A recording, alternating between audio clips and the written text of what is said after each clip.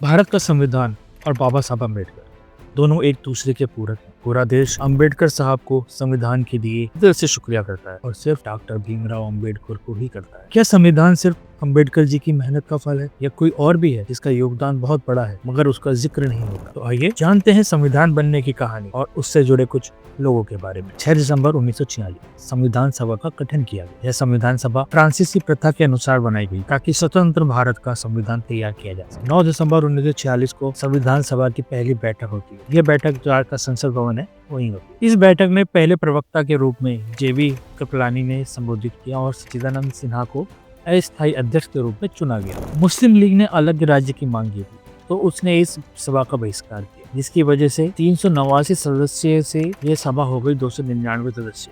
11 दिसंबर 1946 संविधान सभा के पहले अध्यक्ष का चुनाव जब करने की बात आई तो राजेंद्र प्रसाद को चुना गया। एस.सी. मुखर्जी को उपाध्यक्ष और बी.एन. राव को संविधान कानूनी सलाहकार नियुक्त किया गया। अब 299 जो सदस्य बच गए थे, इसमें से 292 सदस्य सरकारी प्रांतों से थे, 4 सदस्य मुख्य आयुक्त प्रांतों से थे जो रियासत स्टेट थी, 93 सदस्य वहाँ से थे।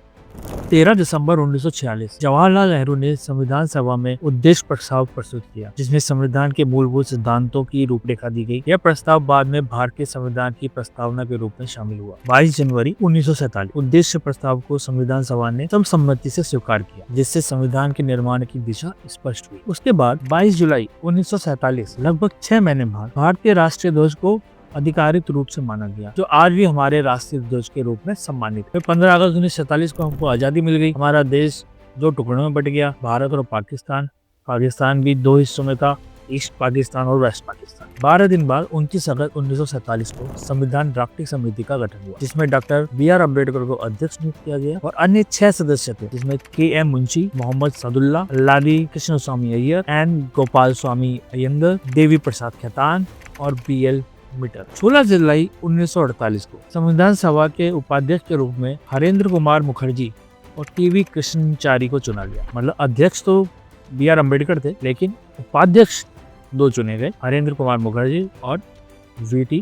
कृष्णचारी। लगभग सवा साल बाद 26 नवंबर 1949 को भारतीय संविधान को संविधान सभा ने पारित किया और उसे अंगीकृत किया। इस दिन को भारतीय संविधान की स्वीकृति का दिन माना जाता है, जब सब पार्लियामेंट के सदस्यों ने इसको ओके किया कि हाँ भाई ये हमारा संविधान होगा। सब सम्मति से एकजुट हो गया। 24 जनवरी 1950 संविधान सभा की अंतिम बैठक आयोजित की गई, जिसमें संविधान पर हस्ताक्षर किए गए। इस समय तक संविधान में 395 अनुच्छेद, 8 अनुसूचियां और 22 भाग थे। 26 जनवरी 1950 संविधान लागू हुआ और देश ने औपचारिक रूप से गणराज्य बनने की घोषणा। इस प्रक्रिया में कुल 2 साल 11 महीने और 18 दिन का समय लगा और लगभग 64 लाख रुपए की लागत। जी.बी. मावलंकर भारत के पहले लोकसभा अध्यक्ष बने जब भारत ने गणराज्य के रूप में अपना पहला चुनाव और संविधान लागू किया। 25 नवंबर 1949 डॉक्टर भीमराव अम्बेडकर ने असेंबली में अपनी कंक्लूडिंग स्पीच में सबको संबोधित करते हुए बोला कि संविधान का सारा क्रेडिट मुझे देना गलत होगा, इसमें बहुत से और लोगों का सहयोग है। डॉक्टर अम्बेडकर ने खास रूप से 2 नाम लिए, सर बी.एन. राव और mister S N. Mukherjee. Sir B N. Rao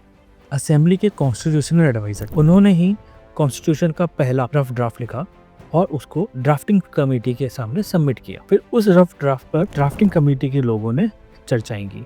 mister S N. Mukherjee chief draftsman थे कॉन्स्टिट्यूशन के। ये वही व्यक्ति थे जिन्होंने कॉन्स्टिट्यूशन के लिए मिले प्रपोजल्स को, कहना चाहिए कि बहुत ही कठिन और मुश्किल प्रपोजल को सिंपल लीगल फॉर्म में लिखा। बी.आर. अम्बेडकर अपनी स्पीच में बोलते हैं कि अगर ये ना होते तो कई साल लग जाते कॉन्स्टिट्यूशन कंप्लीट होने में, क्योंकि उन्होंने मुश्किल प्रपोजल्स को सिंपल लैंग्वेज में लिखे असेंबली के सामने रख, तो उनका कंट्रीब्यूशन बहुत ज्यादा है। यहाँ मैं आपको बताना चाहूंगा कि ड्राफ्टिंग कमेटी ने United kingdom, United states, Ireland, Australia, France, Canada, Soviet union, south Africa, Japan आदि देशों के कॉन्स्टिट्यूशन से अपने रेफरेंस उठाए और वहां से आइडिया लेके, वहां से चीजों को लेकर अपना कॉन्स्टिट्यूशन बनाया। आज हमारा संविधान दुनिया का दूसरा सबसे बड़ा संविधान है। 26 जनवरी 1950 को हिंदी और इंग्लिश में हैंड रिटन 2 कॉपीज कॉन्स्टिट्यूशन की असेंबली में प्रस्तुत की गई, जिसपे तब के सभी मेंबर्स ने साइन किए और 26 जनवरी 1950 को यह देश का कानून बन गई। आज हमें गर्व है देश के संविधान पर, जो हमें हर तरह की आज़ादी देता है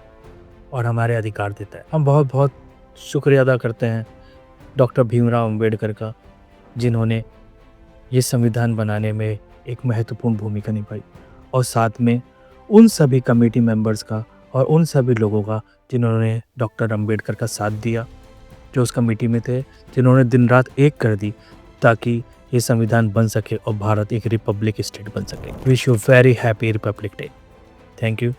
अगर आपको ये जानकारी अच्छी लगी तो प्लीज़ लाइक कीजिए, सब्सक्राइब कीजिए और शेयर कीजिए। नमस्ते, सत श्री अकाल, शब्बा खैर।